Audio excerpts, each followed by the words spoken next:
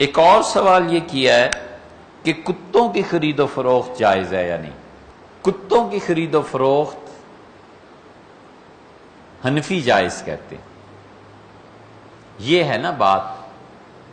صحیح بخاری کی روایات بہت جگہ ہے. حضور صلی اللہ علیہ وسلم نے فرمایا 3 لوگوں کی کمائی بدترین ہے. ان میں سے ایک کمائی آپ نے کہا کتوں کی خرید و فروخت، یہ کمائی بدترین.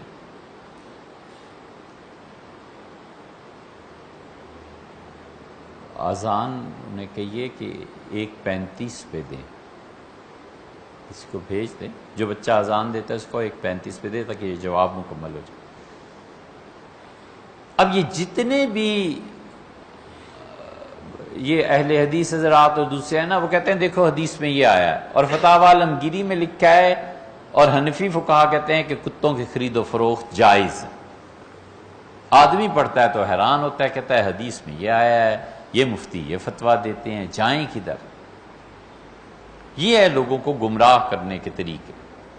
حضرت رسالت پناہ صلی اللہ علیہ وسلم نے فرمایا کتوں کی خرید و فروخت ناجائز ہے اور بدترین کمائی. بالکل ٹھیک ہے، ہم اسے مانتے ہیں. لیکن کسی کتے میں کوئی وصف پیدا ہو جائے تو کیا اس وقت بھی اس کی خرید و فروخت ناجائز ہے؟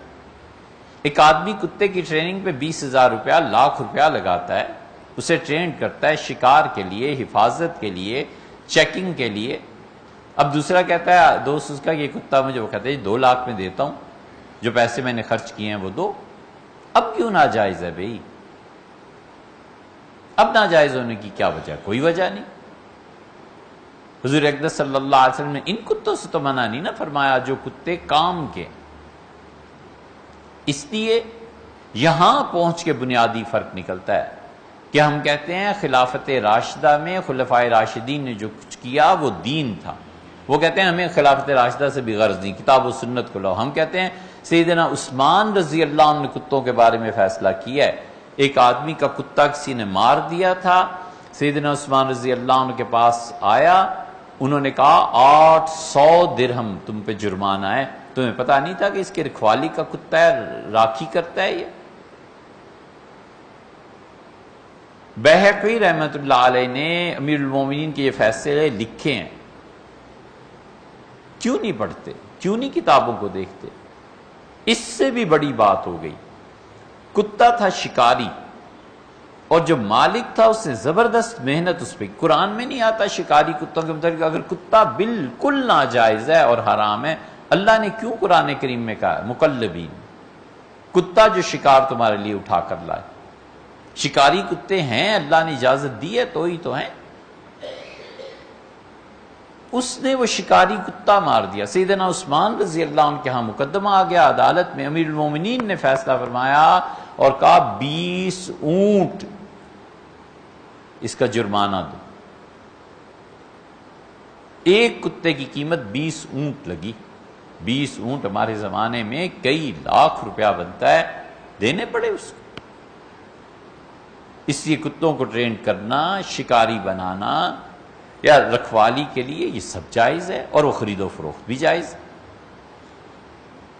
اور دغا اور دھوکے کی حد ہم نے یہاں تک دیکھی کہ حنفیوں نے فتاوی عالمگیری میں لکھا ہے کہ کتے کی خرید و فروخت جائز ہے. حنفیوں نے فتاوی عالمگیری میں لکھا ہے کہ کتا جس کو کچھ سکھایا گیا ہے اس کی خرید و فروخت جائز ہے. تو سکھانا اور یہ لفظ ہٹا دیا اور کتوں کا لفظ لگا دیا. دیانت ہے. اس لیے یہ اچھا خاصا آمدن کا ذریعہ ہے. آج بھی کوئی آدمی کتے پالے، آج بھی کوئی آدمی ٹرینڈ کرے. آرمی والے کرتے ہیں. ایک یونٹ کے کرنل صاحب تھے، ان کے پاس مولوی صاحب یہی حدیث لے گئے. وہ بیچارے پریشان ہو گئے، فون کیا. ہم نے کہا یہ جائز ہے، اسے رہنے دیجئے. وہ پھر اگلے دن چلے گئے مولوی صاحب حضور صلی اللہ علیہ وسلم نے کہا جی میں کیا کروں، یہ بخاری. میں نے کہا حضور صلی اللہ علیہ وسلم نے ٹریننگ دینے سے بھی منع فرما دیا تھا کتوں کی. وہ بیچارہ پریشان تھا، وہ بخاری سامنے رکھی ہوئی ہے، کیا کرے. اس لیے سورس آف انکم اگر کتوں کی ٹریننگ ہے کوئی حرج نہیں.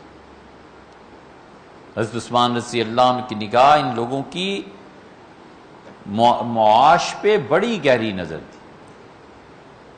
سیدنا عثمان رضی اللہ عنہ امیر المومنین تھے، ایک خطبے کا ایک جملہ سنو، فرمایا لوگو اپنی عورتوں سے کبھی یہ نہ کہنا کہ پیسے لاؤ، اور نہ بچوں کو کہنا کہ پیسے لاؤ۔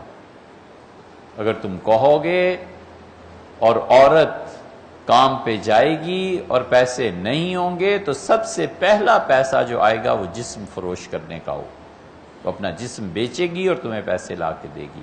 اور بچے کو اگر کہو گے اور بچے کو نوکری نہ ملی، پیسے نہ لا سکا اور تم نے اس پہ سختی کی، تو پہلی چیز جسے وہ اختیار کرے گا چوری ہے۔ منع فرمایا امیر المومنین۔ حضرت عثمان رضی اللہ عنہ کے خطبہ کہاں نگاہ پہنچی تھی، انہوں نے کہا یہ نہ کرنا، نہ عورتوں سے پیسے منگواؤ، نہ بچوں سے پیسوں کا۔ یہ جتنا گیزم اور یہ چیزیں پھیل رہی ہیں نا، یہ اس میں ایک بڑا فیکٹر یہ بھی ہے کہ روزگار ملتا نہیں، بچوں کی ضروریات پوری نہیں ہوتی، اور یہ اللہ کی فطرت کا قانون ہے کہ جب بھی کسی جائز طریقے کو بند کیا جائے گا، ناجائز طریقے کھلیں گے۔ معیشت کا، لوگوں کے روزگار کا بڑا خیال رکھتے تھے یہ سارے لوگ۔ پیسہ کہاں سے کمائیں گے، پیسہ کہاں سے آئے گا؟ گھوڑوں پہ زکوٰۃ نہیں ہے، حضور اقدس صلی اللہ علیہ وسلم نے نہیں لی، حضرت بکر رضی اللہ عنہ نے نہیں لی۔ حضرت عمر رضی اللہ عنہ کے زمانے میں شام کے جو بڑے نیک، بڑے پرہیزگار لوگ تھے، ان کا ایک وفد آیا، ان کا امیر المومنین گھوڑے اتنے ہو گئے ہیں عرب دنیا میں، ان پہ آپ زکوٰۃ لگائیں، زکوٰۃ وصول کیا کریں۔ حضرت عمر رضی اللہ عنہ کا مجھ سے دونوں جو بہتر تھے پہلے، انہوں نے نہیں لی، میں تو نہیں، صاف انکار۔ ان کا حضرت غلاموں پہ بھی زکوٰۃ لگائیں اور اس پہ بھی، گھوڑوں پہ، یہ مال تجارت ہے۔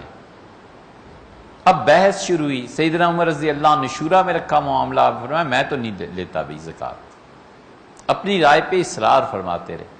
سیدنا علی رضی اللہ عنہ کا امیر المومنین ایسے کر دیں کہ آپ انہیں کہیں زکوٰۃ دے دیا کریں، لیکن اسے قانون نہ بنائیں کہ آپ کے بعد میں آنے والا خلیفہ اگر لینا چاہے نہ لینا چاہے تو ایک شریعت کا قانون ہو، یہ نہ بنائیں، باقی دیتے ہیں تو دیں، مسلمانوں کو فائدہ ہی ہوگا۔